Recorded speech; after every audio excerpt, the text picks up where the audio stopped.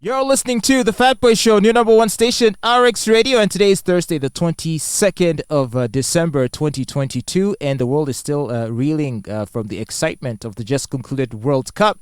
And in some quarters, people are still discussing the many phenomenal goals that were scored by some of the the leading strikers and the leading players. Yes. I don't know if for you it's the same, or have you already moved on from World Cup? Well, I told you I like World Cup, especially the finals, so I haven't yet moved on. And honestly, in as much as I didn't watch the entire Cup from beginning to finish, I honestly wanted it for Messi, because I may not know so much about football, hear me out. I may not know so much about football, but I have had so many good things said about him. His ethic, the way he plays the ball, and of course everything he has achieved, and the humility he has maintained despite being filthy But rich. has he maintained humility? So, I follow Piers Morgan on Twitter. Slap me, please. Why am I even? But nonetheless, he's been sort of calling out to Messi. He took a screenshot of Messi's Instagram page, and I think his most recent photos, like about 6 or 7 of them, are all of him like holding and kissing the trophy. And And what is Piers Morgan saying is like, about "Come that? on, man! Now why you gotta rub it in people's faces?" Of course, Piers is feeling the way he's feeling because England didn't get to the finals and they didn't win. So But, he's, is it he's England? a sore loser. Is he England he's feeling bad for, or Portugal? I know. Because we know he has a huge crush on Cristiano Ronaldo. So this is what Piers said. He said, "Okay, Lionel, we get it. You won the World Cup. You're slightly over-egging the gloating souffle I now." know Piers is being a sore loser. And sorry for him, but let the guy enjoy his moment. His country had not won the World Cup for 36 years. And finally, do you know the pressure that was on Messi's shoulders to bring this home? So let the guy do whatever he wants to do. Everyone had pressure. There was pressure, but 36 years. 36. Fatboy, that is a lifetime and then some.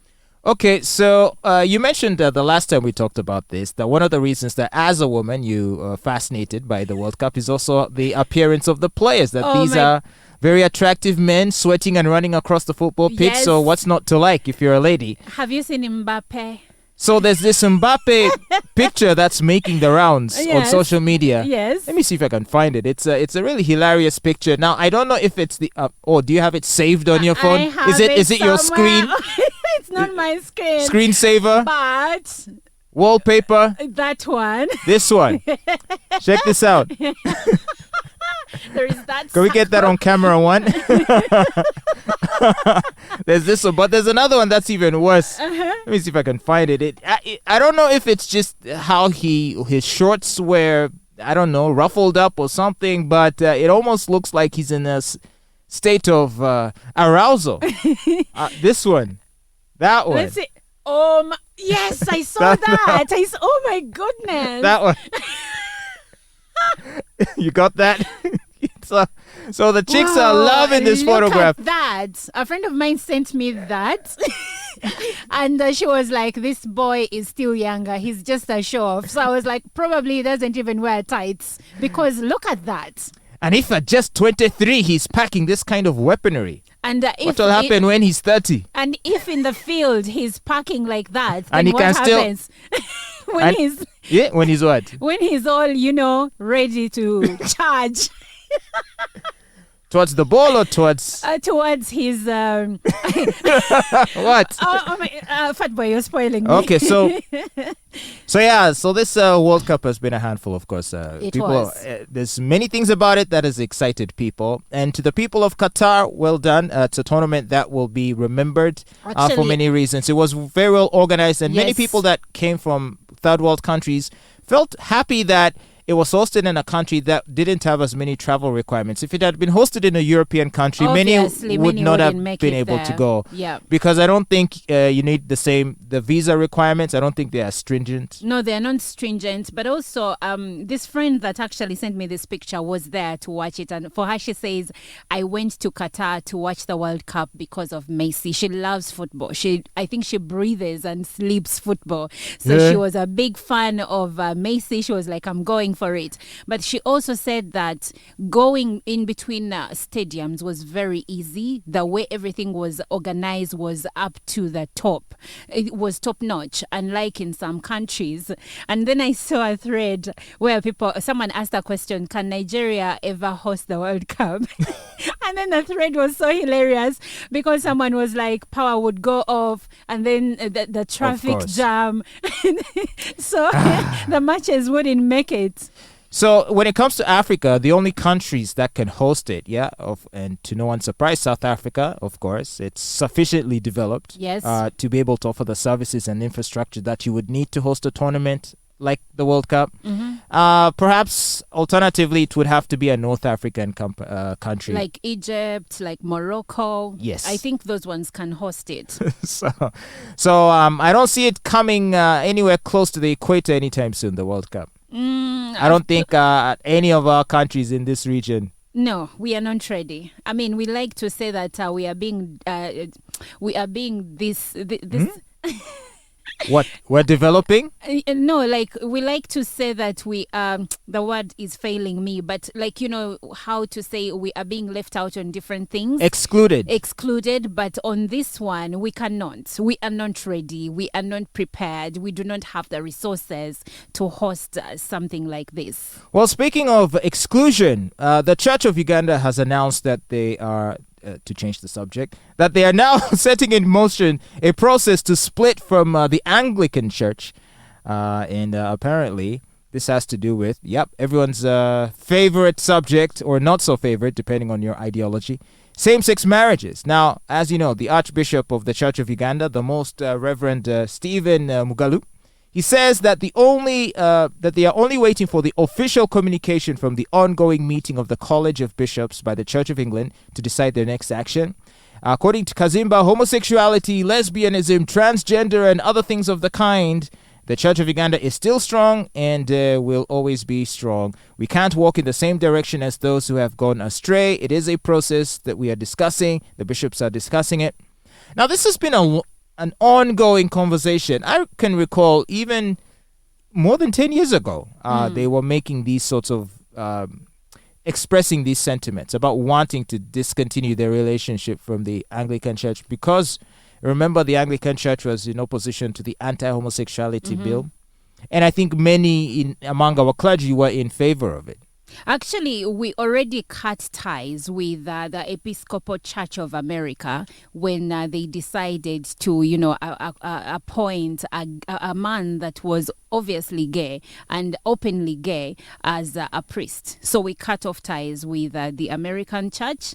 And now the Archbishop is saying if the Church of England does that, we are cutting ties with it too. As they should. Now, I'm not even a Christian, right? And this isn't even about what my personal thoughts on LGBT or gay or lesbian relationships is. But for a religion to have any meaning or relevance, it has to abide by certain principles. Exactly. Rightly or wrongly, there has to be certain tenets that you subscribe to, that you promote and maintain. Otherwise, if there are no such standards, then it loses meaning. Then you don't have a religion. If you sway with the wind just because a few minority have stronger voices or more money and you just go wherever they go, then it means you've lost it. And religion is the pillar that makes us who we are, us who believe. And even the non-believers, they appreciate the fact that there is a way it keeps us rooted in various ways. Yeah, I do. And I do appreciate that about religion. See, here's how I look at it. Think of we create a vegetarian club, a vegetarian association of Uganda.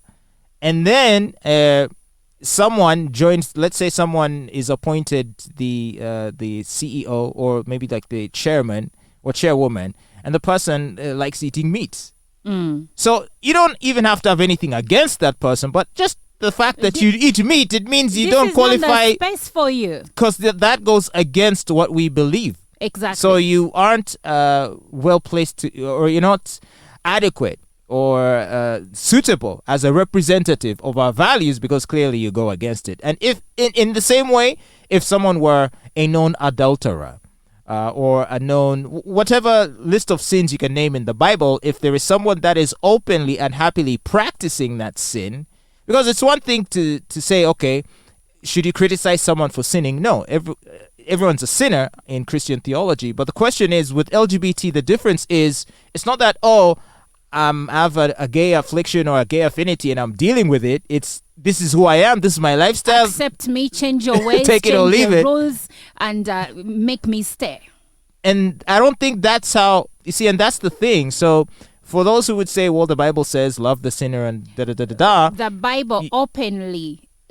Actually, the Bible openly castigates homosexuality, and someone would say, "Oh, you're attacking us using the Bible," but this is the Bible. There are passages in the Bible that show that God destroyed 2 cities, Sodom and Gomorrah, over homosexuality. Now, if you want to remain in the church that upholds the Bible and its teachings, you cannot come and say, accept me as a gay person. You can have your own community like saying, as accept gay me. people.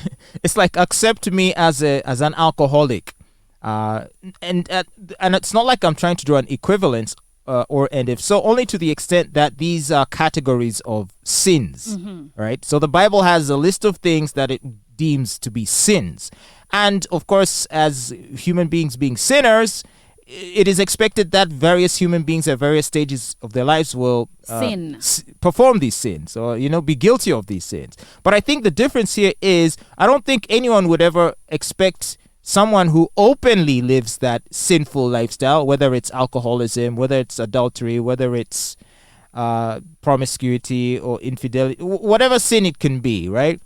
And to then have that person be elevated to a position of prominence within a religious organization. I think most people would say, no, that's not appropriate. So it's not about LGBT. It's the fact that in this community, people are being asked to make an exception. Treat this issue, this sin, as an exceptional sin in which one can openly practice it and yet be admitted into the leadership positions in a religious organization. Basically, what you're saying is that every community has its own rules and structure and policies.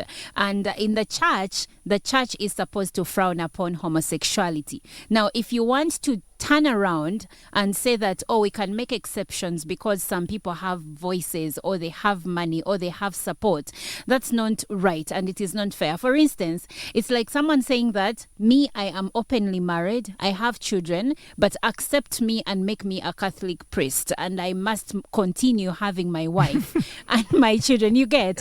Yes. All other priests don't have wives. You get? So you cannot have double standards. You cannot change things just because they work for you. They have to work for the bigger community. And what does this community stand for? We do not take homosexuality lying down. That is what the archbishops. Oh gosh! What? We don't. Pun not intended. All right, that was funny.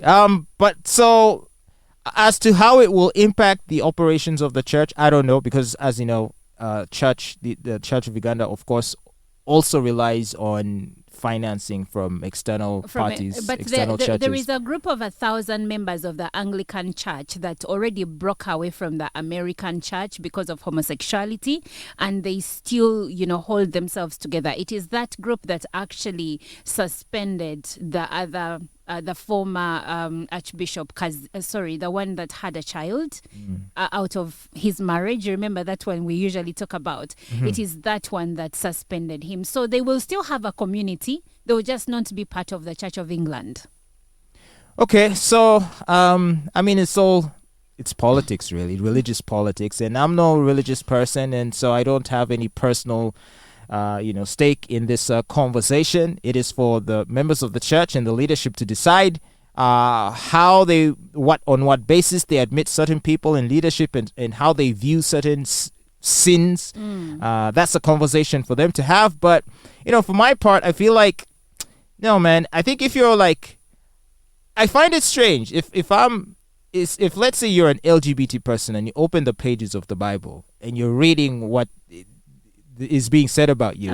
Why would you even want to be in that religion? I know. You just have to read the book of Leviticus and see everything that God frowns upon, and that is one of those things. Incest. Now, but in all fairness, if we still go by Leviticus, there's a whole range of sins which many people today will say, "Oh, that was just the Old Testament." So, for example, if a man were to wed a girl and was to find on her wedding day that she's not a virgin, he is permitted under Leviticus, not permitted, instructed to take the girl to her father's doorstep and stone her to death. But from you there. see, those are the things Jesus said when Now, if he we were came. practicing that, you would all be dead. No, I know. But those are the sins Jesus said, the old has become new. Some of those things, you do not need to stone someone. Actually, that's where he's like, you who has not done it, be the one to cast the first stone. But then there are other things like incest, a father marrying his daughter, or a mother sleeping with her son.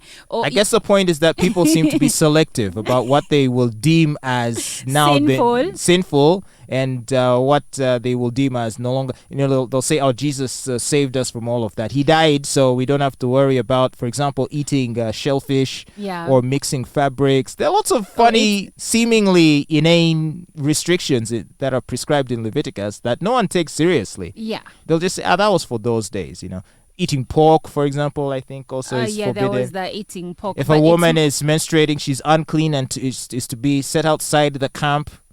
She should not actually enter she should not enter the sanctuary of the Lord because she's unclean. But even today, people who engage sexually with women in their periods, I find that disgusting. It is disgusting. But for me, when it comes to homosexuality or the LGBTQ community, it's not even about sin. It's not. I'm not going to look at it in the religious perspective. I'm just saying you have your ways, abide by your ways, but do not force people to change who they are, to move things aside so that they can accommodate you. You go to a country that is against it, live by the rules of that country until you go back to your own country. Simple. You will be okay. You will be alive. You will be fine. You don't go to Qatar and start wearing armbands. Exactly. They've told you, when you come to my house, it is my house, my rules. When you go back to your house, you're free to do whatever you want to do. And that's what the world is telling these people.